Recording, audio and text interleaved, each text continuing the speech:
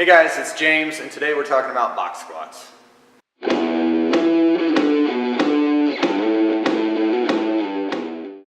So let's take just a few more minutes to talk about pathology. I said earlier that a lot of times people come in and they've got some issues, and they'll come and see us because we're able to get them moving. So let's talk about the protocol that we use. We have a lot of success with using this very simple protocol that the guys from Barbell Medicine use quite often. Those guys are very good lifters, they're medical doctors, and they've really got a lot of good stuff going on right now. And this is a simple protocol that they use. And what you'll see when somebody comes in with an issue is there a weight that you can lift that doesn't hurt you? And it might be well below what you're capable of. Is there a range of motion that you can work through that doesn't hurt you? And then finally, is there a variation of that exercise that doesn't hurt you?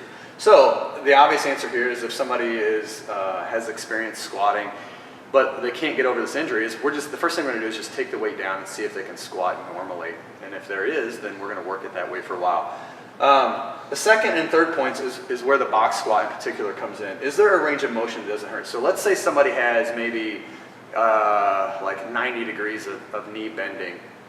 And so we can put them on a box that puts them just out of that 90 degrees, say like 95 degrees, or I'm sorry, 85 degrees. And so the box is a little high, they're not quite as low as we'd like them to be, but that's okay, they're able to train there pain-free. So what's gonna happen over time is we're gonna just gradually lower the box, and we're gonna introduce a new range of motion very, very slowly, very methodically.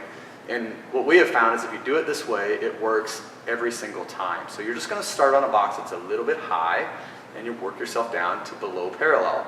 What we define as parallel here is the hip crease, the bend in your hip, is just a little bit below the top of your knees and the bottom of your squat. So the third final point is the variation, and this is obvious. The box squat is a variation on a regular squat. And so what we're going to do is, that's going to be our go-to in the knee pain example, is the box squat is always going to be first. It takes a little bit of pressure and pinching off of the knee joint in the bottom of the squat. And so again, we'll start at a weight and a height, and we'll build it up from there. Take that!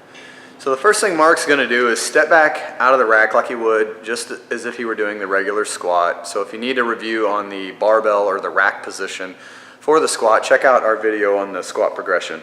So once we've got him where we like him, we're going to have him just go ahead and sit down onto the box. And you're going to notice a couple things.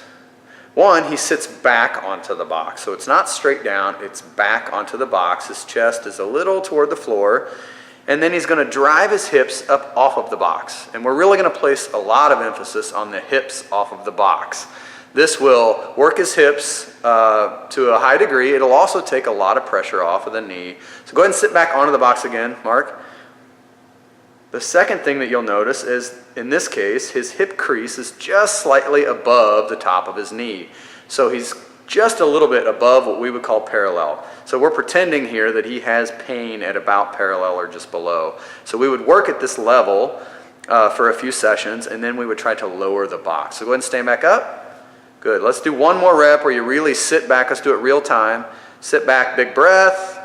Drive the hips up off of the box, very good, and then walk in and rack that up. So when we're watching someone box squat from the side, the same bar path rules apply. So we're going to notice when Mark squats down, sits back onto the box, that the barbell stays directly over the middle of his foot. Go ahead and push up off of the box. Good. And let's do another one where you're sitting back. I'm just going to zoom in a little bit on the foot, and then drive the hips up off of the box. Perfect.